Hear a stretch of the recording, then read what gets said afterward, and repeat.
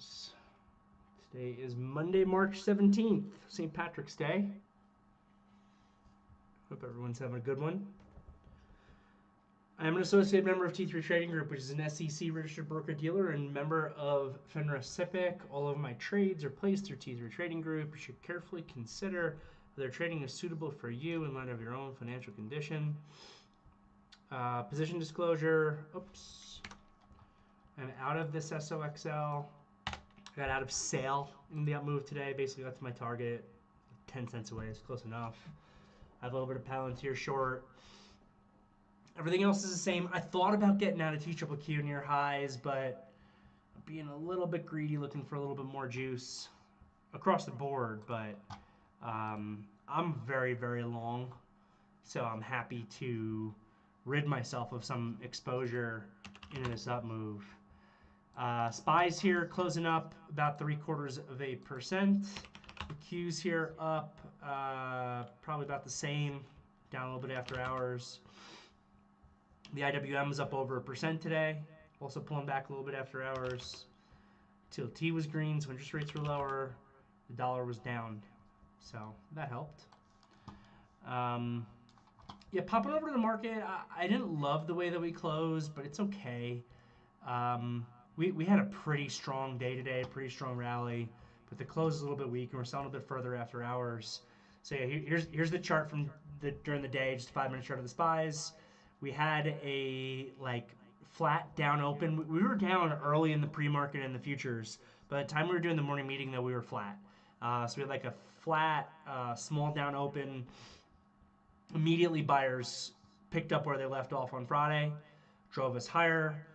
A little bit of consolidation. We ran into some resistance intraday today, basically at the ADMA on the daily on that first pop for the SPYs and Qs. And we really created some resistance. I remember I was on the radio with you guys in the morning, and we were just very much stuck in this range here between like SPY 564 and SPY 566, or a little bit above 566. And again, that 566 area represents also the ADMA on the daily. So we found some resistance into that moving average on the first test of the ADMA on the daily for pretty much the entirety of the month of March. So it's not surprising at all to see that there might be some longs in the market from last week that are using that as an opportunity to book some profit, maybe some shorts re-entering. So we definitely struggled with there. We went sideways for a while. Eventually that range looked like it was potentially breaking down a little bit, but it was grindy. There was no follow-through. And then in the early afternoon, we started to pick up a little bit. We kind of broke this little wedge that was being built to the upside. We then broke that high. We broke that intraday resistance, and it seemed like we were off to the races. I was looking for actually a decent close today, but when MOCs hit, we rolled down in the last 10 minutes and gave back a decent bit. We're almost at SPY 570, and we closed at SPY 567. So a little bit of a pullback in the afternoon. It shouldn't do too much damage on the daily chart. Q's exact same deal. Opening range, resistance at the ADMA on the daily, roll down, break up, break new highs, great looking rally, pull back into the close.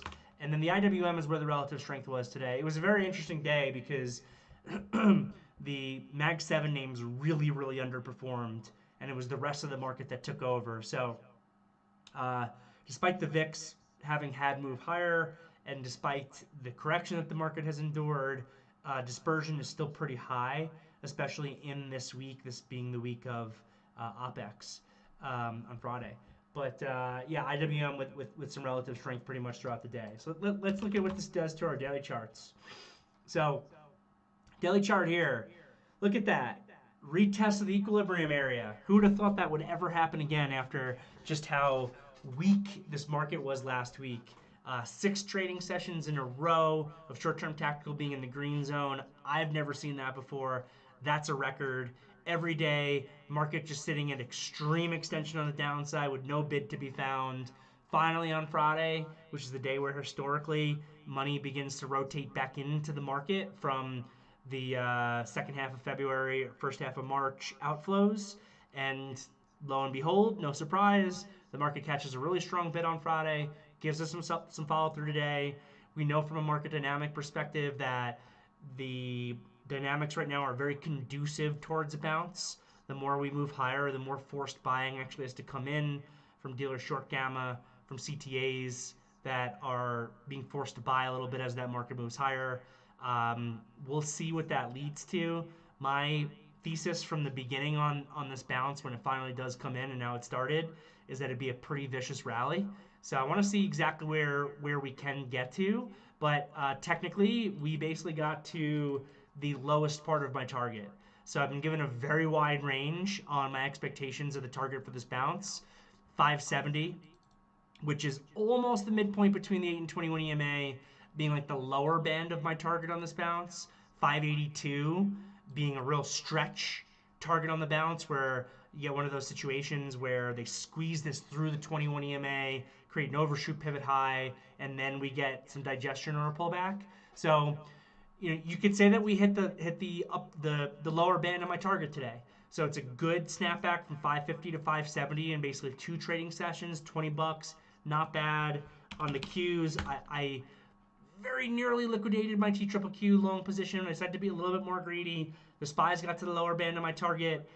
For these Qs, I'm looking for a little bit more. It wouldn't be necessarily surprising if we top out at 485. It's in that equilibrium zone, but I've been looking for more like 490, maybe even as high as 502 on the bounce back. With the Qs, we're a little bit of a struggle today because we had no Mag 7 performance, and the IWM was where the strength was. Just want to compare like the QQQE, equal weighted Qs, was up 1.6% today versus the Qs up 0.5%. So it just shows you it's QQQE. Look at that. Like, just on a percentage of the snapback and equilibrium, this is more what I'm looking for from the indexes. It was the equal weight that really led higher. It was more stocks outperforming than underperforming, but the ones that are underperforming are the highest weighted stocks out there, the biggest companies. So QQQE, great bounce back compared to QQQ overall. RSP to SPY, very similar. RSP finished up 1.3% today. SPY only up 0.7% today. Look at this RSP. RSP almost back to the 21 EMA on the daily. So when I look at these charts, I'm like, ooh, maybe, this is a really big bounce back from lows. Maybe we're getting a little bit closer to more of a target. When I look at the equal weighted, when I look at the SPYs and the Qs, I think that there could leg up a little bit more. I think that the question circles back to exactly what Pat was saying into the close. Does this rally give further legs? Probably depends very heavily on if Mag 7, Mag 8 want to help give this market another leg up as well. And then we'll see if that's a broad-based leg up or if it's Mag 7, Mag 8 leading and then everything else acting a little bit weaker. So to be determined. But overall, great snapback with this market. There were still some opportunities to buy today. A little bit trickier though when you're kind of chasing that day to the upside. A little bit trickier when you're trying to buy stocks when the market is into the declining ADMA. For me personally, it was still more about utilizing this up move to liquidate longs than actually to come in and short. Liquidated at sale entirely. I actually got out of SOXL on Friday. Reduced my long exposure on a lot of my other positions that I actually have open. Very, very close, like I said already, to getting out of that TQQQ, but I decided to be just a little bit more greedy. We'll see if that punishes me or not, because I do want to get some more long exposure off. I'm reduced decently from the maximum amount of long exposure I had from like Thursday, basically, when the market made its low. But I would like to be able to take off a little bit more, get a little bit more comfortable, where I can be a bit more nimble, just in case the market doesn't really fulfill my full degree of upside expectation. I'm able to book more than enough profit into the up move and reduce enough exposure that if we create a pivot high, I'm not hurt, I'm not in trouble. I'm not quite there yet. I want a little bit more. So we'll see if my greed comes back to haunt me, or we'll see if my greed ends up paying me with a little bit of a further leg or not. But that's where my thought process is. I do think we could potentially squeeze a bit more out of this bounce, and then we'll see. We'll see. The more that we bounce, if we can get a day 3 tomorrow, like if I can get one more decent up day that gets us to, like, I don't know, SPY 573 to 575, I will still be keeping some long exposure in case we get to that SPY 582. But if I can get to like that SPY 573 to 575, I will. That's the area where I'm probably going to be like very, very quickly reducing long risk to the market. Which again, I'm doing it on the way up, but I'm looking for a little bit more juice to squeeze to really start sizing down on the longs. So far so good, and we'll see if we can get any further continuation. From a day trading perspective today, I did nothing. I did nothing. Like I said, I felt that if you came in light on long exposure today, you could have found some long opportunities to be able to capture further continuation. There were some out there. I know Intel was particularly good. AMD were particularly good. We discussed both of those in the morning meeting. Mag 7 stocks did not participate, obviously. But for me, like I was just saying, I've got more than enough long exposure, so I didn't really want to go after those trades. I figured it was just better to manage the long exposure I currently have on, but I'm not at a point either where I really want to do any real new shorting. I do have some Palantir short, and like I said, the Palantir short, I'm actually like expecting to endorse some pain on it, which is totally fine. Because I have so much long exposure, I'm happy just to have this on the books and be short the stock again. And if I deal a little bit of pain on it, I'm more than fine.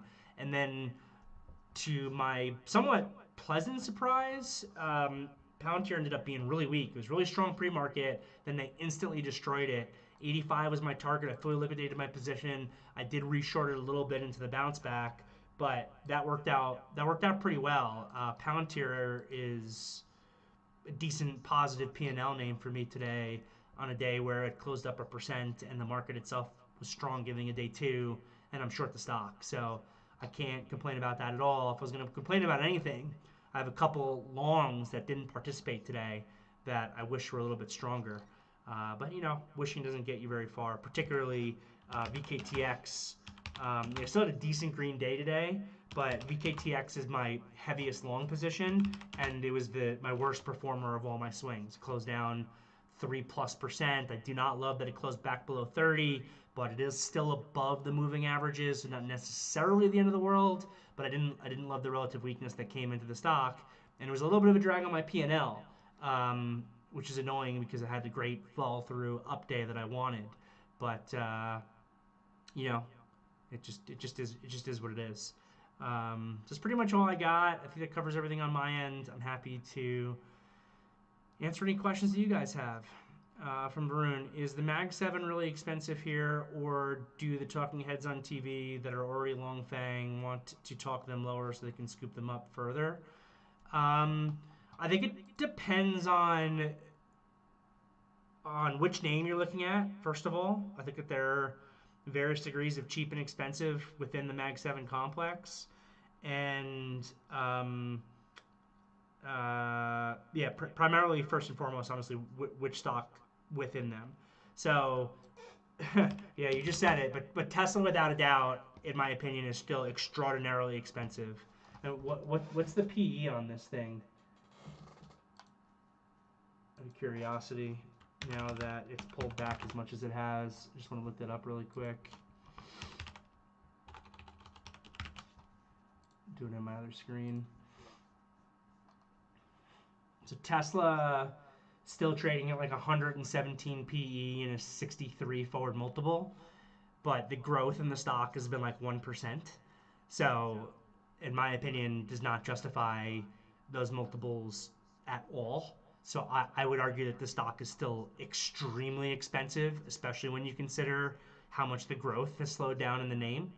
I mean, if this was going to trade at a similar multiple to most of the other Mag 7 stocks, then we're probably looking at this thing still at least getting cut in half again.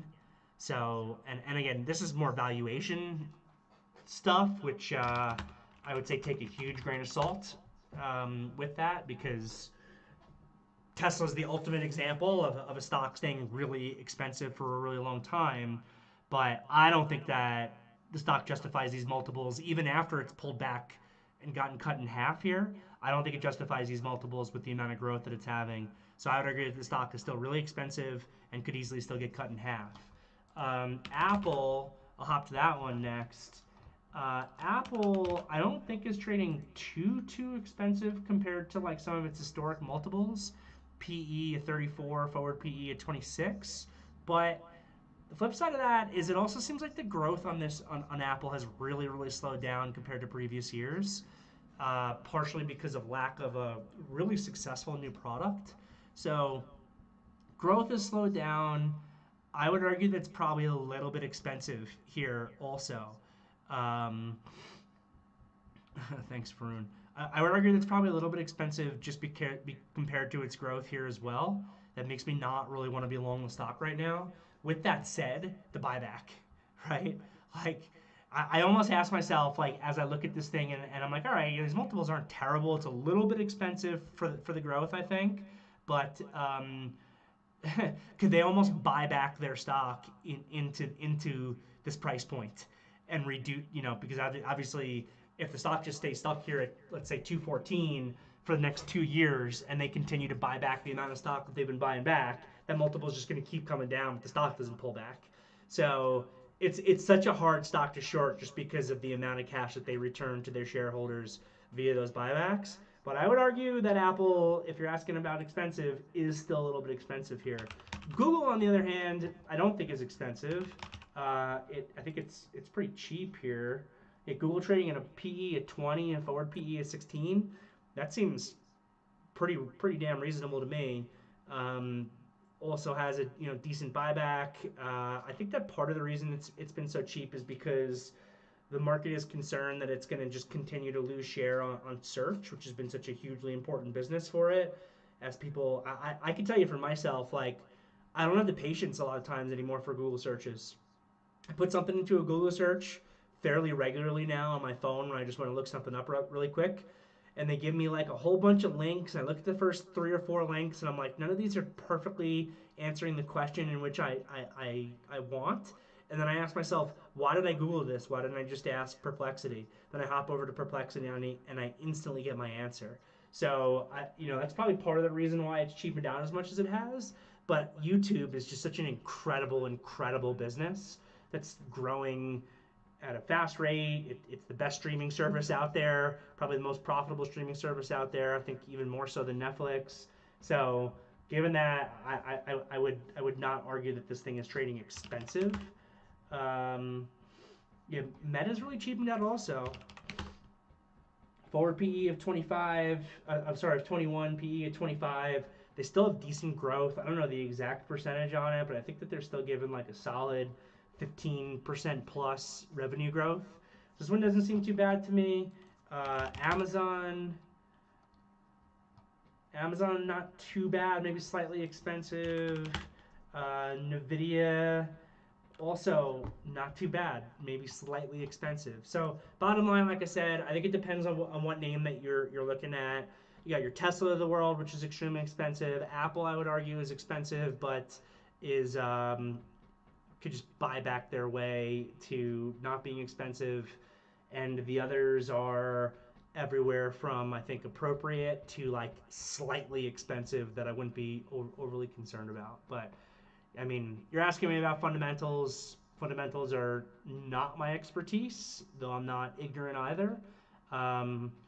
I would take your cues from the technicals, and right now it seems like big picture we're still in a market unwind, even if we are getting a pretty, impressive short-term bounce. That's my thesis on BKTX. I think that they washed everybody out below 30 finally. So, I'm not going to bother getting into what their products are. You can kind of do your own research on that. It was a hugely hyped stock, particularly around the oral GLP-1 drug that it's in trials for. I remember a lot of traders looking at this thing when it was trading at like $75, looking for this breakout, looking for continuation. Or I remember trading myself this breakout that became a false breakout through 70 back here. I made a few dollars, I got out of the way, and it totally failed. Now the stock, which had been trading in a big range, but let's just say at a $65 midpoint of that range, has gone from 65 to 25. And finally back here, there was chatter of a potential buyout. So you got a few day boost on that thing. and then the selling took right back over, the downtrend took right back over. I think that when this thing broke like 30 and made this little bear flag break lower, it washed a lot of traders out on that to immediately snap back. I really liked how it's been holding in here recently, especially when the market was very weak. This thing was holding up. Then it had news that the market interpreted negatively here on the 11th, and once again, it held in really well. So if and you could argue, if you know what that news is, that it's not necessarily bad news, but the market interpreted it that way. So if the market interpreted it as bad news, and the market then immediately bought the stock back up again the next day, this looks just like another shakeout day to me. So I like how well this thing has held in. I like that it's back above 30. I don't like the relative weakness today, but I think that this thing could get some legs when you consider where it came from back to 40 or even $50. So that's what I'm looking for on that.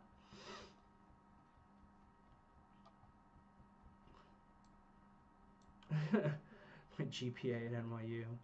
Vikas on Hood. Yeah, Hood was great today. These are exactly the type of stocks that I'd be looking to lead a bounce back. Is growth names. So a lot of these stocks were really strong today. Hood was great. I was disappointed with Reddit. Reddit I wanted to have on my radar, but it got downgraded. It didn't get downgraded. It got a nasty sell initiation from an analyst with a $75 price target, and the stock wasn't trading great in the morning. And then it got some news on its Google partnership, so it ripped higher. Then they sold that all the way back down because maybe it was old news or something. I don't know. But outside of Reddit, a lot of these growth stocks performed really well today. Outside of Reddit, outside of Palantir I don't think traded well either. I do think that these names could give a little bit more of a leg higher, along with the market. I'm looking for a little bit more from the market. I think that the Mimi short basket of stocks can squeeze a little bit further also. With that said, I think that like if you look at where the spies are, or especially if you look at where the RSP or the QQUE is trading after today, the more we go up, the more difficult it is to buy. So like if you don't have longs on right now from last week, I would not be buying. Like you still could have had some opportunities to be able to buy earlier today before we had our afternoon rally. But as we get to like SPY 570, as we get to like the lower band of my upside target of the bounce, the risk reward on new longs just becomes worse and worse and worse. And at a certain point, the risk reward on new shorts becomes better and better and better. So, as of like today's highs, I do not like new longs, but I still think it's too early to be jumping in on the short side because I think that this market can squeeze a little bit higher. And when it does, I think that growth is still a leader there.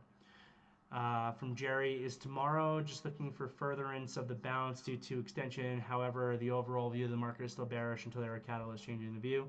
Yeah, generally speaking, yeah.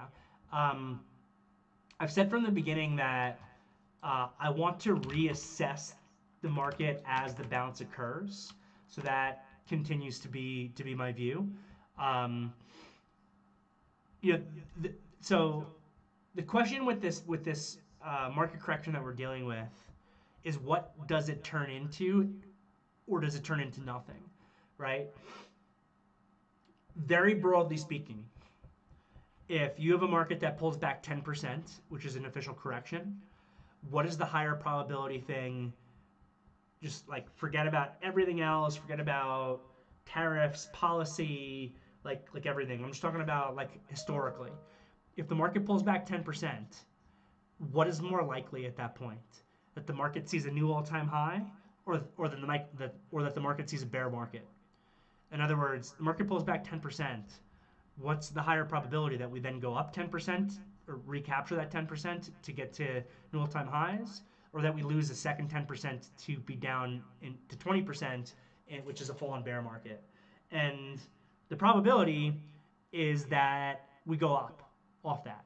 More times than not, market corrections take you back to all-time highs, not taking you to bear markets.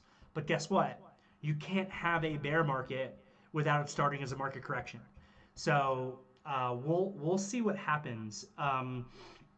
What I think that we experienced here was like a first initial shock to the downside that was catalyzed by low growth, high inflation policies, such as tariffs, but was timed with a roll off of the positive gamma from OPEX from mid February and a market dynamic shift, which becomes bearish anyway, right?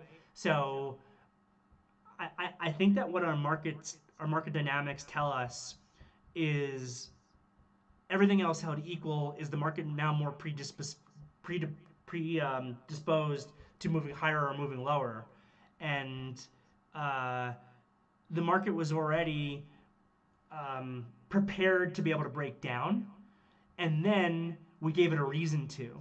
So this is more like the initial shock move, not a shock move like we had in August, which was like a VIX vol implosion type of trade that lasted for like 2 days and then was done. This was more like a legitimate market correction, but it happened, as we know, very, very fast. Fifth fastest market correction back to 1950. From that, we should get the snapback rally that we're now experiencing. And then again, this becomes the broader question: is what does that turn into? Does that snapback rally lead to the situation where the higher probability historically of a correction taking you back to all-time highs? Or does the snapback rally then give way to a broader shift that is impacting the market? For example, our most recent bear market was in 2022. That was primarily brought on by rising interest rates that was being done to combat inflation. And based on history, the market started to really price in a recession in 2022. But before 2022 became a bear market, it also started as a market correction.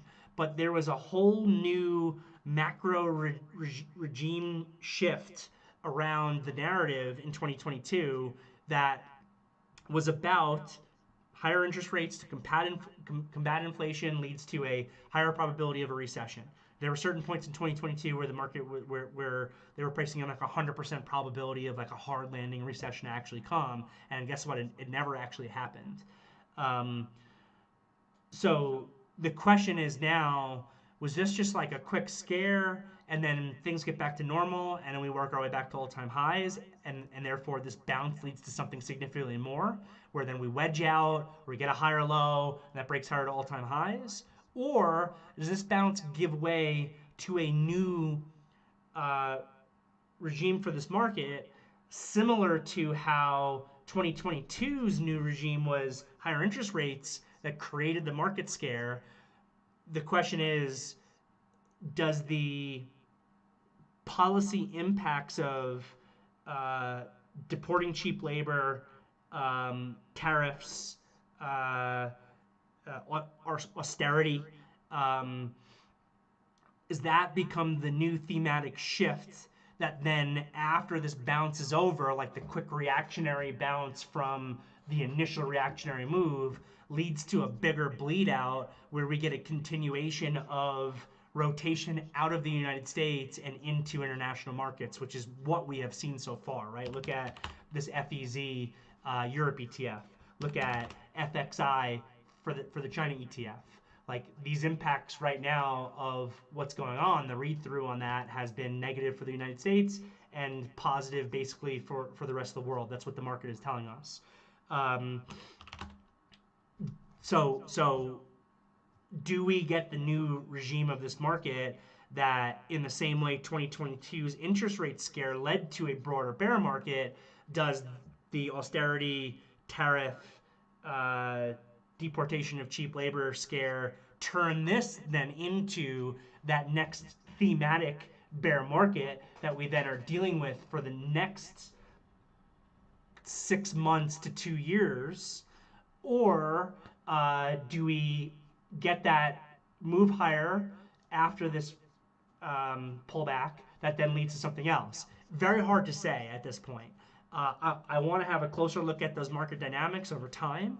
And a big thing about it, which just creates a lot of unknowns, is just how quickly the narrative can change here. The 2022 narrative couldn't change quickly because you had to have higher interest rates for a significant period of time in order to create the impact that can reduce inflation. And what 2022 was an interesting bear market because historically speaking, compared to other bear markets, it was very long time-wise, but it wasn't very deep.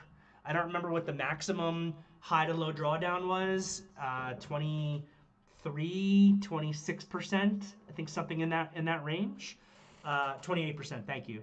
So historically, as bear markets go, that one wasn't a massive one in terms of the depth of the pullback. It was a very long one in terms of duration. The thing about, if we want to think about this narrative that is creating this market correction that could potentially create the bear market, is unlike those higher for longer interest rates that created the 2022 market that was very drawn out because it had to be drawn out in order to get inflation to come down. This is a thing where if if policy changes or adjusts, all of a sudden it could very very quickly change everything. I mean, just look. Tariffs are one of the main things that have created this market correction. I would argue it's probably one of three. But just look how fast we've seen tariffs go from on off to on off to on off, right? Who's to say that we can't uh, have the administration just all of a sudden tomorrow change their mind where we're not doing tariffs, we're not doing these austerity measures in the same way anymore. The narrative that could create the bear market is instantly gone, and we're back up. Or there could be a different adjustment of the narrative that could positively impact stocks. It could be, we're going to continue to do austerity, but we're cutting corporate income taxes to 5%. I'm just making up a crazy number, and the market loves that because all of a sudden, all of these companies in the S&P 500 are saving a lot of money on their tax bill every year, and then that becomes a narrative policy shift that reinvigorates the bull side of the market. So it's difficult to tell in this one because it can change so quickly. But my initial thought process here is, for the moment, we're getting the bigger snapback rally that I've been looking for. That's a reaction to the fastest market correction, the fifth fastest market correction since 1950, in the last 75 years. And what that then turns into from the snapback rally, I'm honestly taking it day by day. My initial thought process for the moment, because the narrative hasn't changed, is that at some point we pivot high, and that I don't think that the next wave lower will be as fast as the first wave. I think that if we create a pivot high, it'll be more of like a grinding down kind of process, like sideways to grinding down kind of process, where you could even see, because of the speed of the move being slower, the VIX actually stay low as money comes out of the market. So, if that happens, that just would be like an index level bleed that I think would just be stemming from rotation out of the United States into other things, out of U.S. equities into other things. That could be, to some degree, bonds. That could be, to some degree, international markets. So I'm not sure on what that next leg looks like. I'm really kind of taking it one step at a time. For the moment, I think down, and I still am also keeping in the back of my head something that I have discussed these last couple of weeks of selling to raise money for taxes. Could also create a little bit of a weight on this market until we get through April 15th. So for the moment, that's why I'm just like, all right, I got my longs on here for the snapback rally. I'm finally starting to get nicely paid on those over the course of the last couple trading sessions. As we snap this next leg higher, I am mainly interested in reducing risk, not adding risk. Reducing risk on longs, not necessarily jumping in on additional risk on those shorts, unless I see something that compels me to do so. And then I'm just going to hopefully be lighter and more nimbler after, I don't know, at some point this week, if I can get a little bit more of a move higher, I'll be lighter and nimbler, and then I can kind of just take things as they come, or I can just stay lighter and nimbler for a more significant period of time. I mean, for me personally, this last like 3-4 weeks have been stressful, albeit primarily in a positive way overall because I've done really well.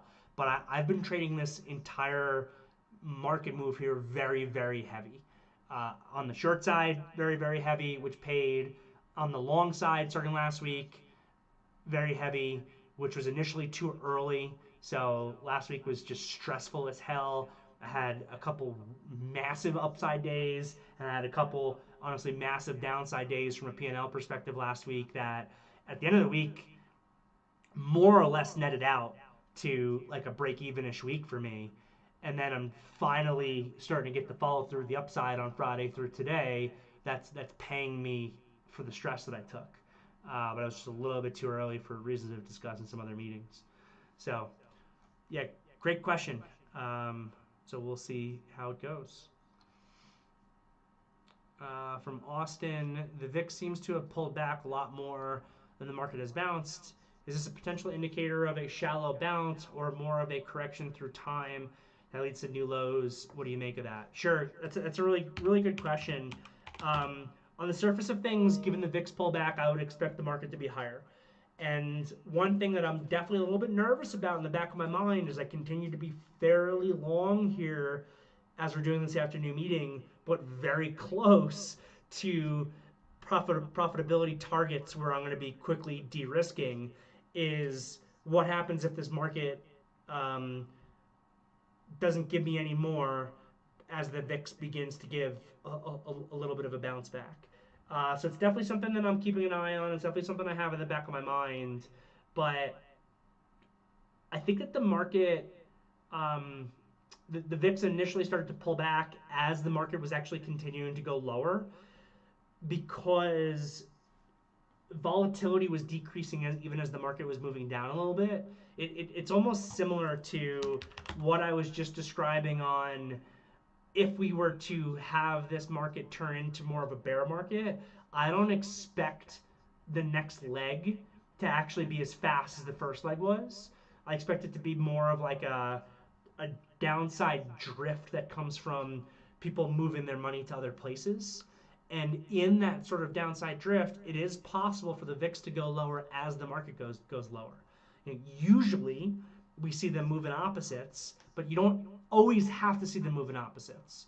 And sometimes when they're not moving in opposites, it can actually be a divergent trade signal that we should pay attention to. But sometimes it's just, kind of how the market is set up at that period of time as well. So it's certainly something that's notable. I wish that the bounce had been I wish the bounce had started earlier last week when the VIX peaked out. I wish that we had already bounced higher, so I already could have de-risked a little bit further and made more money. And I'm a little bit nervous of a VIX bounce back happening here, but I do think it's possible as well for this VIX to bleed out because you just have the vol sellers just came right back into the market, and that's also why even in this down move here, usually correlations really increase in big downside moves. And they did to some degree on certain days. But overall, I mean, just look at today as an example. There's a lot of dispersion still ongoing, which the dispersion is more of a sign of lower VIX and smaller index movements. But we're still getting fairly big index movements. So I kind of think that the percentage increase and decrease that we're seeing from the market is going to end up actually tightening, and that could happen even into a down grind. That means that the VIX is moving lower as well. So it's kind of where my head's at on it.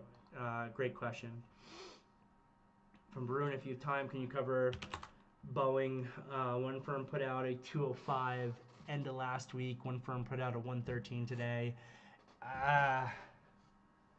Yeah, I mean, Boeing, I know you're always looking at this one. I don't ever seem to have a good feel for it, to be honest with you. I don't like to trade it. I find the name to be really difficult to trade. It's like given a great snapback into this equilibrium zone. So I wouldn't be putting a new long on here, but it could bounce back to 165 to 170. I wouldn't put a new short on here, but it could easily have today be a pivot high that brings you right back down to 150 also. And I almost feel like that's a 50-50. And I want to say it's dependent on the market, but I don't even know if it's dependent on the market because, like I said, the stock trades a little bit in its own universe, I feel like sometimes. From Jerry, it's helpful. Market sentiment is negative from everything I am reading until we get clarity from the next round of earnings or major news catalysts. Yeah, earnings is going to be coming up soon. The degree of that negative sentiment is part of the reason also why I think we can get a little bit of a bigger bounce, but we'll see. What was the other foreign ETF? I brought up FEZ as a quick look at Europe, and I brought it up FCI as a FXI as a quick look at China. You can look at INDA as a quick look at India. It hasn't been performing as well. You know, there's obviously ETFs for every region out there. I think corporate tax cuts are a given, but I've not seen consensus estimates on how much they will lower. Yeah, I think that we don't know timing and how much. I agree with you. I think that corporate tax cuts are a given, but when? When is that going to happen? I was saying at one point last week when we were super oversold that like I was almost surprised, and I felt like one of the risks to the upside in the market was that Trump sees how much we're down, and just like even if he's not ready to do it yet, just gives a more just a bigger teaser on corporate tax cuts, just to come out and give a even if there's no immediate substance behind it, but just to come out and give a quick rah speech on don't worry about the market, it's part of the plan. We're going to be having great, amazing, wonderful corporate tax cuts soon that are going to benefit our great American companies, and they're going to be the biggest corporate tax cuts that there ever were. And then the market could have ripped on that, and maybe he could have saved himself some headache on the degree of the depth of the pullback. But that then circles back to some of the maybe market tinfoil hat theories that have been coming from people like Charlie McElligott, who I have a ton of respect for, that he's basically purposely creating like a bear market or recession that he can then eventually come back and save. But it's to try to slow down the economy enough to be able to bring interest rates down enough to then have this plan of moving the economy from a government spending based economy to a private sector based economy. So we'll see. We'll see. I'm surprised he hasn't done more of it, and I can't come up with any reason why he hasn't said things that could give quicker pumps to the market. That's what he did his first 4 years in office all the time. But he has not done that at all this time around. If anything, he's consistently done the opposite. He always seems to like almost purposely say things that are going to drive us lower. Thoughts on a pause tomorrow? Yeah, there's going to be no change in interest rates tomorrow. It's all but a guarantee. The bigger potential movements just come from what Powell says and from any economic projections that come from the Fed. A pause in moving up in front of the Fed, it very well could be. I do still think that there's like a dynamic risk to the upside where any up move can feed on itself, but I wouldn't be surprised if we just had a quieter day tomorrow or even an inside day tomorrow that rests a little bit in front of the Fed announcement.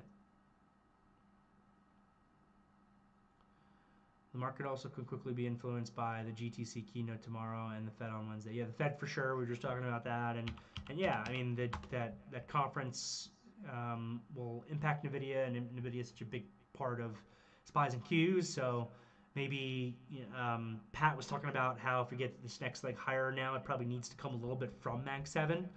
Maybe the GTC event tomorrow can be what boosts Mag 7 a little bit. We'll see.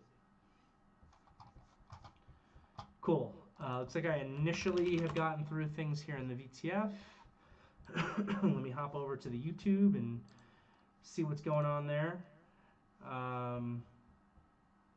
Any thoughts on a 310 target by Bernstein on Coinbase from Steven?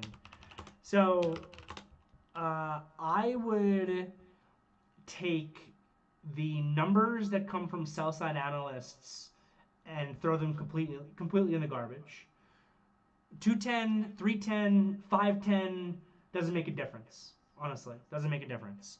The numbers that they make are like they may as well be made up from thin air. What matters on analyst activity is the event itself and what the change itself actually is. Um, Price target increases from sell side analysts who are already bullish on the stock are good if they increased it. And I don't know what Bernstein's initial, I don't know what their prior target was, but let's say that they raised it from 250 to 310, good. If they raised it from neutral to a buy, even better. So what matters is the change. First and foremost, a actual raise from sell to neutral, neutral to buy, or even sell to buy, or the opposite, matters more than price target increases and decreases. Price target increases and decreases do matter as well, but it has an impact of being more of like a short-term catalyst for trading. It's something that you want to be saying to yourself, wow, I should have a 310 target in Coinbase because Bernstein says so. They could not be more wrong on the numbers, and their incentives on what those numbers are disaster. They're so perverse. But again, it creates more of a short-term catalyst for the day that the change occurs. That stock will tend to be in play, higher volume, and relatively strong. So that's what matters to me more than the number that they created, is the fact that they did a change. And again, an increase in the price target is good, not crazy good. An actual change in the rating tends to matter significantly more. From Joel, what's the main thing you would be looking for to go higher if we get to around 575, or is it mostly tariff? Yeah, so kind of like I was saying, if we get to my target zone, which we're basically there already, 570 to 582, to get continuation beyond that target zone, I think that you need a narrative adjustment. And what that could be is a number of things. It could be from tariffs, it could be from corporate tax cuts, it could be Elon Musk quitting Doge and the end of austerity measures. I think that Elon Musk quitting Doge actually isn't enough. I think it needs to be like them saying, all right, Doge has completed their job and we're done with Doge, and then that would be a positive for a bounce back. So some sort of narrative shift that can benefit equity markets like that. And again, I just want to repeat myself on what I've said earlier, because look, and like just a couple people have said things in the YouTube or whatever. I am doing everything I possibly can, always. Everyone who's been around me for long enough knows to not talk about politics or my political opinions. My political opinions are not going to make anybody money. I am not here to make an argument that Doge is good or bad for the United States of America. And, I'll just throw it out there. Getting rid of corruption at any level of corruption that can be found is a good thing, right? I will make an argument, not a political argument, an economic argument, because we have evidence that shows this, that austerity is bad for the market. It might be great to have austerity to lower our debt and really big picture. That's a great thing for America. I'm not going to make that argument in one way or another. That's a political argument. That's for politicians. That's not for me as a trader who is here to make money. I will make an argument that we can look at Europe and point to one of the main reasons why Europe has underperformed the United States over the course of the last 15 years is austerity measures. Those austerity measures go back to the European debt crisis, which I traded in the beginning portion of my career. I remember back in like 2011 or whatever, when I was trading in the office and we had a big squawk box, just hearing constantly about Portugal and Greece and Ireland and Italy about to go bankrupt, and how the bonds were trading, and it created a market correction even here in the United States, and it was a big thing. And as a result, and as a way of how the EU is structured, probably to some degree compared to how the United States is structured, it led to lasting austerity measures. And I'm not going to make an argument on whether big picture those austerity measures were maybe a good thing because it helped save the struggling European economies of Greece and Portugal and Ireland. Um, all I'm going to say is that one of the main reasons for the underperformance of EU markets for the last 15 years is because of those austerity measures. One of the main reasons for the outperformance of the EU now over the course of these last few weeks is because of actually US policies forcing the EU to start to ditch those austerity measures. You see it from Germany passing bigger budgets and bigger deficit budgets for military spending. That is the opposite of austerity, and that type of government spending, maybe big picture politically for Europe, it's good, maybe it's bad over the course of a 20-year picture. I don't know. But I can tell you for sure, at least in the short run, it's great for their stock market in the same way that the past 15 years of austerity was bad for the market. So when I look at Doge, a reasonable conclusion to draw from a market economic perspective, which is the extent of any political discussions that I care to have in the VTF or in YouTube or anywhere else, is hey, well, we're starting to engage in austerity measures here. I have 15 years of evidence coming from Europe that shows that that creates an economic slowdown. That's the extent of the argument that I want to make. So I just kind of feel like it's very, very, very difficult right now because government policy is having such large impacts and change on the equity market. But I just want to reiterate something that I've said for years because it's become a little bit more difficult and a little bit more lost in these last few months, last couple of months since Trump took over as the president. I am not a politician. I am not here to give you guys my political views or thought process. I am specifically here to discuss my thought process on the economy and how some of these policies impact the economy and markets so that we as a team can maximize our P&L. And that is literally the extent of it. And I am, as always, very, very, very open-minded to any information that potentially presents a different story. As far as like austerity measures or tariffs or anything like that, what the impact is that they actually have on the equity markets. I change my mind all the time. I'm wrong about things all the time. I'm wrong about trades all the time. It's literally part of the business, but it's also where growth and learning comes from being wrong, learning that you're wrong, being adjustable in your brain as new evidence presents itself over time. So I just wanted to go over that again because I just feel like my bearishness over the course of these last few weeks, which by the way proved out to be extremely, extremely correct, or my bearishness on Tesla when I was just reviewing the fact that they've got 1% growth but 116 PE, I think is being viewed or inferred by some people as me being like expressing a political view that is a Democrat's view or is anti-Elon Musk or anti-Doge or anti-Donald Trump or anything like that. Don't get me wrong.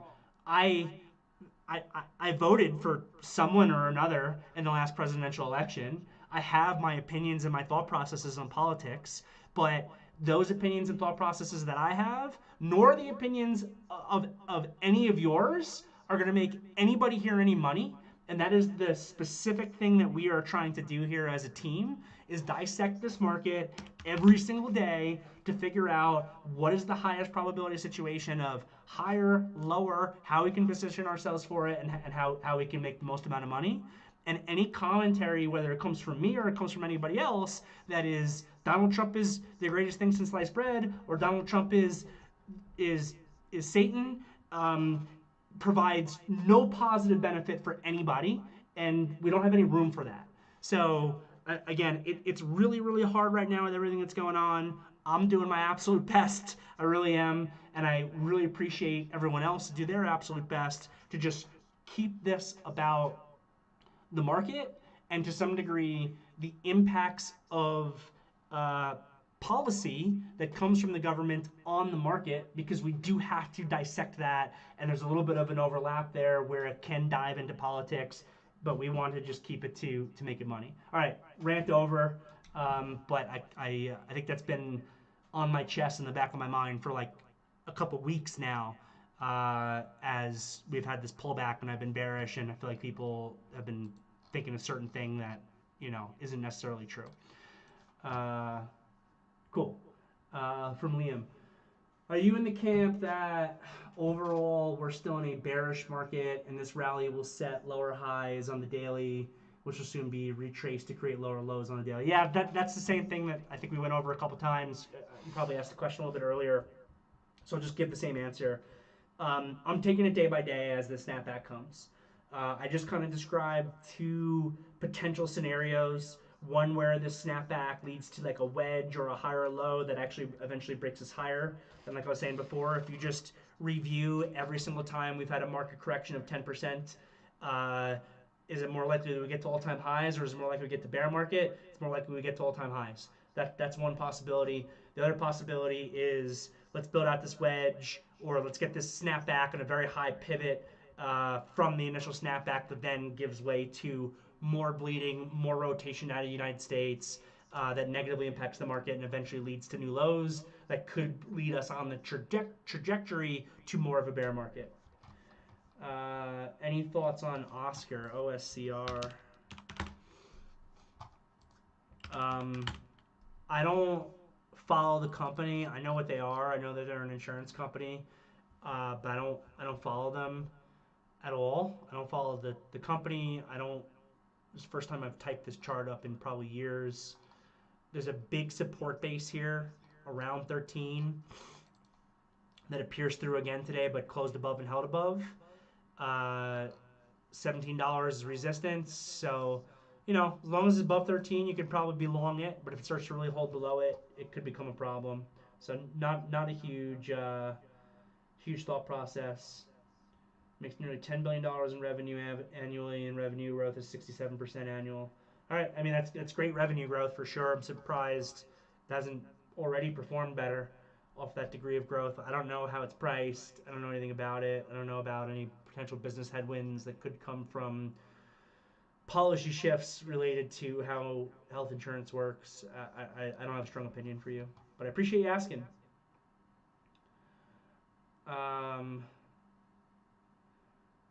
Thanks, David. What is your current risk to return ratio for intraday trades, both bullish and bearish? So I have an interesting thought process, or an interesting approach, I guess I should say, towards risk reward. I actually don't really ever look at risk reward ratios, which might sound crazy because in a lot of ways it's a very, very important part of trading. The only way to be able to make money as a trader is if you have a positive expectation on risk reward and probability of success, right? So that could be you make 1-to-1 risk reward and you're right 60% of the time. That could be that you risk 1 to make 4 and you're right 30% of the time. Either way, the numbers are going to line up where you're successful. So how could I have an approach to the market that doesn't specifically include like risk to reward return ratios for every trade that I get in? And it's because it comes back to a couple of things. One of the main things that I preached for a while is a lot of what I try to do with trading is daily chart reward for intraday chart risk, meaning I spend, like, the most important chart to me is the daily chart. I am constantly studying the daily chart. Like I said today in the morning meeting, we're gapping up to almost the 80 EMA on the daily. Usually I think that's a pretty bad risk reward probability of success spot to buy, but I actually think that because the spread between the 8 and 21 EMA is widened by so much and the market dynamics are in such a way that we could get a snapback to 570 to 582, and if you are able to be long. Like I think when I was speaking to Greta at 12:30 today, I was like, if you can be long, like as an example, versus the low of the day, from here, you'd be taking on, I don't know, like $1.50 worth of risk. But if you get the reward follow through, um, up to 570 to 582, it's gonna be a really great trade. So a lot of what I'm trying to do is I'm looking for what I expect to occur on the big picture, but then I'm trying to find a small time frame way to be able to execute what I think can have on the big picture. So in other words, take risk that comes from a 5 or a 15-minute chart to get reward that comes from a daily chart. And then I don't need to measure risk reward ratios if I'm doing that, because the risk reward ratios are going to automatically be significantly in my favor. So that's kind of how, that's one of the things that I think about. And then, another thing that, just when it comes to my trading in particular, I'll have targets on trades. Like, I don't know, I exited sale today. My target was 19. I got as high as 1988. I had a very small position left. I just decided to close the position. So I'll have targets on pretty much every trade that I take. But what I can't calculate is the reward that I'm actually going to make from the intraday movements and the cash flow approach part of my trading while I'm waiting for my target to be achieved. Because in some ways, if I'm gonna have like a stock get to my target and it could do it tomorrow or it could do it a month from now, as long as I don't get pushed out over the course of that 1 month, meaning I'm having to manage my risk and get out, I'm actually going to make significantly more money if it takes a month to get to my target than if it's going to take a day to get to my target. And that's just because of how I trade and how I have, if you've been following along with my afternoon meetings for a while, you've seen it, how I like implement like a cash flow approach to my trading, where if you just look at this T-Triple-Q chart as an example, I am basically buying and selling T-Triple-Q every 25 cents over the course of time of it working towards my target. So that's more and more and more money in my pocket if the trade works over a longer period of time compared to a shorter period of time. And that inherently makes it significantly more difficult for me to actually calculate what my risk reward is going to be on a trade prior to my getting into it. So it's like, I could be long T-Triple-Q from 60 with a target of 68. Every day that goes by, I'm going to make more money from it, and that's going to give me, a better overall reward for the risk that I initially put on the trade. It's just kind of an example. So I hope that helps. I don't actually directly look at risk reward ratios. How does a new trader build an effective trade plan, and what measures and education does T3 provide to help build that, or do you kind of have to come in with a plan of your own? Well, you're sitting in it right now from an education perspective. So I can give a quicker answer, I think, for this one. So the first thing I would let you know is that just T3, from a proprietary trading perspective, as a firm, we generally consider ourselves to be what I call strategy agnostic. So if you're a successful, experienced trader and you have strategies that work for you, you're welcome to onboard those strategies with us and just continue to do them, but utilize T3's capital and everything else to add scale onto it. So we consider ourselves to be strategy agnostic. Two, though, is that in conjunction with that, I think we have a phenomenal training and development infrastructure. So I have a training program that consists of a series of 15 classes that's designed to give traders basically a foundation for their trading. And then we build off of the foundation that you establish for yourself in the training program through our virtual trading floor, through our morning meeting, through our afternoon meeting. We do a lot of our educational stuff in these afternoon meetings. I am always trying to draw lessons from the market and give an update every single day that we can all learn from and improve from. And I'm also, in the second half of the afternoon meeting, as you see here, willing to sit here for as long as necessary to answer every single question from every single trader on the team. Which could be specific questions about a trade that they took, or broader questions about market expectations, or specific questions about a game plan that a trader has or is developing, or risk management approach, or reward maximization approach, or whatever. all of those questions are game in every afternoon meeting for the benefit of every trader so that we can all continue to improve day to day as a team. So hope that helps as a shorter answer. All right, it's 5:15 on the East Coast, and I'm gonna wrap up the afternoon meeting there because looks like we got through all the questions. Have a wonderful evening like always. If you're in the YouTube, you know what to do. Give me the thumbs up. Have a great night. See you tomorrow.